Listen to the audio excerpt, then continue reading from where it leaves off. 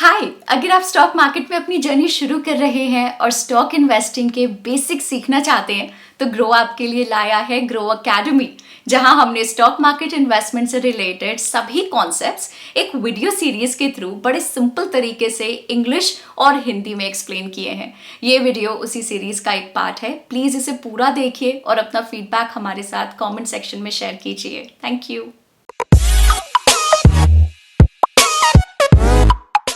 आज के इस एपिसोड में हम इंटरेस्ट रेट्स के साथ स्टार्ट करेंगे। आई होप आप सभी मेरी तरह आज के इस पावर पैक्ड एपिसोड के लिए एक्साइटेड हैं। तो चलिए बिना ज़्यादा देरी के स्टार्ट करते हैं। सबसे पहला सवाल ये आता है कि इंटरेस्ट रेट्स होती क्या हैं? क्या हम उन इंटरेस्ट रेट्स की बात कर रहे हैं जो हमें बैंक्स में सेविंग्स अकाउंट्स या फिक्स डिपॉजिट्स पर मिलते हैं? नॉट एग्जैक्टली, बट हाँ, ये सारी चीज़ें एक दूसरे से कनेक्टेड ज़रूर हैं। तो चलिए बेसिक से स्टार्ट करते हैं। बेसिकली इंटरेस्ट रेट वो मैकेनिज्म होता है जिसकी हेल्प से एक कंट्री का सेंट्रल बैंक इकोनॉमी को इन्फ्लुएंस करता है। अगर हम इंडिया की बात करें तो reserve bank of India India का सेंट्रल बैंक है। जैसा कि हम जानते हैं कि आरबीआई हमारे देश की मॉनेटरी पॉलिसीज के लिए रिस्पॉन्सिबल है। आरबीआई की मॉनेटरी पॉलिसीज का प्राइमरी पर्पस है प्राइस स्टेबिलिटी को मेंटेन करना और इकोनॉमी की सस्टेनेबल ग्रोथ को ड्राइव करना। तो बेसिकली आरबीआई बेंचमार्क या पॉलिसी रेट सेट करता है, और जब भी हमारे देश के बैंक्स आरबीआई से फंड्स बोरो करते हैं या फिर आरबीआई में फंड्स डिपॉजिट करते हैं तो ये पॉलिसी रेट्स एप्लीकेबल हो जाते हैं। चलिए इसको एक सिंपल से एग्जाम्पल से समझते हैं। सपोज एक फार्मर कुछ फ्रूट्स प्रोड्यूस करता है, तो इवेंचुअली वो सारे फ्रूट्स बहुत सारे चैनल्स जैसे कि होलसेल और रिटेलर्स के थ्रू होते हुए आप और हम जैसे एंड कस्टमर्स तक पहुंचेंगे, राइट? अब आप आरबीआई को उस फार्मर की तरह मान सकते हैं जो इस केस में मनी प्रोड्यूस कर रहा है। बट ऑब्वियसली फ्रूट्स प्रोड्यूस करने के लिए फार्मर को रॉ मटेरियल्स की ज़रूरत पड़ेगी, और फ्रूट्स की फाइनल प्राइस डिसाइड करने में इन रॉ मटेरियल्स की प्राइस का भी रोल होगा, करेक्ट? तो अब आप उन रॉ मटेरियल्स को बेंचमार्क इंटरेस्ट रेट्स की तरह मान सकते हैं, जिसके बारे में अभी हम बात कर रहे थे। आरबीआई जो भी बेंचमार्क या पॉलिसी इंटरेस्ट रेट सेट करता है वो बाकी बैंक्स को पास की जाती है, और अल्टीमेटली बैंक्स के थ्रू वो रेट्स आप और हम जैसे एंड कस्टमर्स को पास किए जाते हैं। ऑल्सो जब भी फ्रूट्स फार्मर्स से एंड कस्टमर तक पहुंचते हैं तो इनके बीच में जितने भी इंटरमीडियरीज होंगे वो भी फार्मर्स की सेलिंग प्राइस पर अपना कमीशन ऐड करते हैं। सिमिलरली फाइनेंशियल सिस्टम के हर एक लेवल पर भी ऐसा ही होता है। फाइनेंशियल इंटरमीडियरीज जैसे कि बैंक्स और फाइनेंशियल इंस्टीट्यूशंस भी आरबीआई से फंड्स बोरो करते हैं। तो आरबीआई जिस रेट पर उनको मनी लेंड करता है वो उस ओरिजिनल बेंचमार्क रेट को थोड़ा सा इंक्रीज करके अपने एंड कस्टमर्स को फाइनल रेट्स ऑफर करते हैं।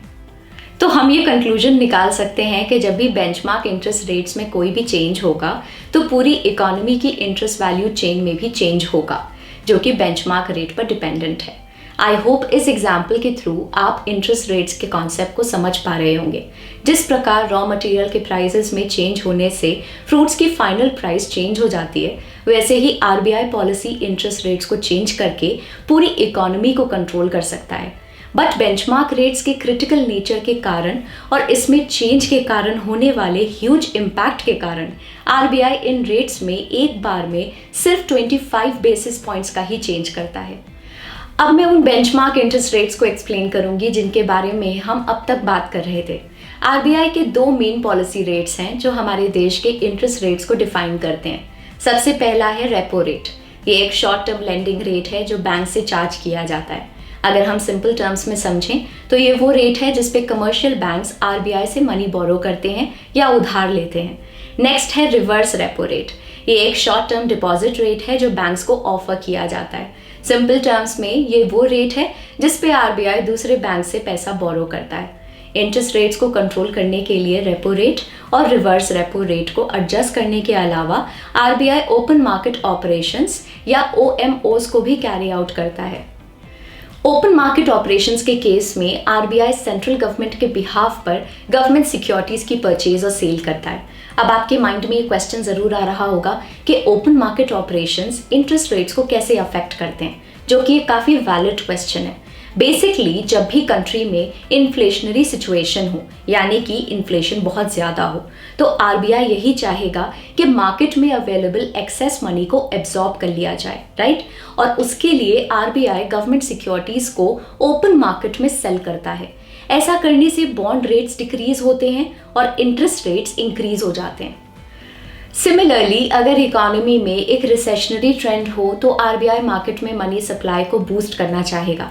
इसके लिए आरबीआई गवर्नमेंट सिक्योरिटीज बाय करता है, जिससे इकोनॉमी में मनी सप्लाई इंक्रीज होता है और इंटरेस्ट रेट्स रिड्यूस हो जाते हैं। आई होप आपको अब तक ये समझ आ चुका होगा कि आरबीआई पॉलिसी रेट्स को चेंज करके और ओपन मार्केट ऑपरेशंस को कैरी आउट करके इंटरेस्ट रेट्स को कैसे हैंडल करता है। यहाँ पर हमें एक इम्पॉर्टेंट पॉइंट नोट करना चाहिए कि मार्केट में इन्फ्लेशन की एक्सपेक्टेशन से भी इंटरेस्ट रेट्स अफेक्ट हो सकते हैं। आइए इसको एक सिंपल से एग्जाम्पल से समझते हैं। सपोज हमारे देश में करंट इन्फ्लेशन रेट 5% है और इंटरेस्ट रेट्स अराउंड 6 से 7% है, तो फिर हम ऐसे इंस्ट्रूमेंट्स में क्यों इन्वेस्ट करेंगे जो इन्फ्लेशन को भी हार्डली बीट कर पाते हैं, राइट। बट बॉन्ड्स मार्केट की लो इंटरेस्ट रेट्स यहाँ पर ये सजेस्ट कर रहे हैं कि इन्वेस्टर्स इन्फ्लेशन के कम होने की एक्सपेक्टेशन रखते हैं। सिमिलरली जब एक्सपेक्टेड इन्फ्लेशन इंक्रीज होता है या डिक्रीज होता है तो इसका भी बॉन्ड मार्केट पर इम्पैक्ट होता है और इंटरेस्ट रेट्स में भी इसकी वजह से राइज या ड्रॉप आता है। तो अब तक हमने ये समझ लिया है कि आरबीआई के एक्शंस या फिर इन्फ्लेशन एक्सपेक्टेशंस में चेंज के कारण इंटरेस्ट रेट्स कैसे इम्पैक्ट होते हैं। तो अब आइए एक इकोनॉमी में इंटरेस्ट रेट्स के रोल के बारे में समझते हैं। इंटरेस्ट रेट्स के थ्रू आरबीआई इकोनॉमी में मनी एक्टिविटी को एक्सेलरेट या डिसेलरेट करता है। बट आप ये सोच रहे होंगे कि ये कैसे काम करता है। चलिए इसको समझते हैं। सपोज हमारे देश की जीडीपी कम हो रही है और इन्फ्लेशन भी लो है, तो आरबीआई मनी एक्टिविटी को एक्सेलरेट करने के लिए इंटरेस्ट रेट्स को लो कर देगा। अगर इंटरेस्ट रेट्स कम होंगे तो इसकी वजह से लोगों को कम रेट्स पर लोन मिलेंगे। अगर लोन लेना इजी हो जाएगा तो सिस्टम में ज़्यादा लोग लोन लेंगे, चाहे वो बिजनेस एक्टिविटीज़ के लिए हो या फिर किसी और पर्पज़ के लिए। इसकी वजह से कंजम्पशन और इन्वेस्टमेंट भी इंक्रीज होगा। तो इसी प्रकार अगर सिस्टम में ओवरऑल मनी सप्लाई बढ़ेगी तो जीडीपी और इन्फ्लेशन भी बढ़ जाएंगे। सिमिलरली जब इकोनॉमी ओवरहीट कर रही है, यानी कि इन्फ्लेशन बहुत ज़्यादा बढ़ रहा है और इकोनॉमी और इंडस्ट्री सेक्टर्स भी ऑलमोस्ट 100% कैपेसिटी से फंक्शन कर रहे हैं, तो ऐसे केसेस में आरबीआई इकोनॉमी को स्लो डाउन करने के लिए इंटरेस्ट रेट्स को इंक्रीज कर देता है। जब इंटरेस्ट रेट्स इंक्रीज होते हैं तो ये लोन्स एक्सपेंसिव हो जाते हैं, तो हायर रेट्स पे कोई भी पैसा उधार लेना नहीं चाहेगा। इसकी वजह से बोरोइंग में कमी आती है और लोग ज़्यादा पैसा सेव करने लगते हैं। अगर लोग ज़्यादा पैसा सेव करते हैं तो इसका क्या इम्पैक्ट होगा? ऑटोमेटिकली कंजम्पशन और इन्वेस्टमेंट में एक ड्रॉप आ जाएगा। इसकी वजह से इकोनॉमी एक सस्टेनेबल लेवल पर आ जाएगी और मार्केट में मनी सप्लाई को डिक्रीज करने से इन्फ्लेशन भी कंट्रोल हो जाएगा। आई होप अब आपको क्लियरली समझ आ गया होगा कि इंटरेस्ट रेट्स कैसे फंक्शन करते हैं और कैसे इकोनॉमी में एक मेजर रोल प्ले करते हैं। अब चलिए इंटरेस्ट रेट्स और स्टॉक मार्केट के बीच के रिलेशनशिप को समझते हैं। इंटरेस्ट रेट्स में चेंजेस का स्टॉक मार्केट पर स्ट्रेट फॉरवर्ड इम्पैक्ट होता है। जब भी इंटरेस्ट रेट्स डिक्रीज होते हैं तो जनरली मार्केट पार्टिसिपेशन और सेंटिमेंट में एक राइज आता है। सिमिलरली जब इंटरेस्ट रेट्स इंक्रीज होते हैं तो जनरली मार्केट सेंटिमेंट में एक फॉल आता है। फॉर एग्जाम्पल, अगर बहुत ज़्यादा लोग एक्सपेक्ट कर रहे हैं कि नवंबर 2021 में रेट्स में इंक्रीज होगा और आरबीआई ये अनाउंस कर देता है कि नवंबर 2021 में रेट्स इंक्रीज नहीं होंगे, तो ये एक पॉजिटिव सेंटिमेंट की तरह काम करेगा और मार्केट शॉर्ट टर्म में राइज हो सकता है। तो अब हम ये अच्छी तरह समझ चुके हैं कि इंटरेस्ट रेट्स क्या हैं और स्टॉक मार्केट और इकोनॉमी पर उनका क्या इम्पैक्ट होता है।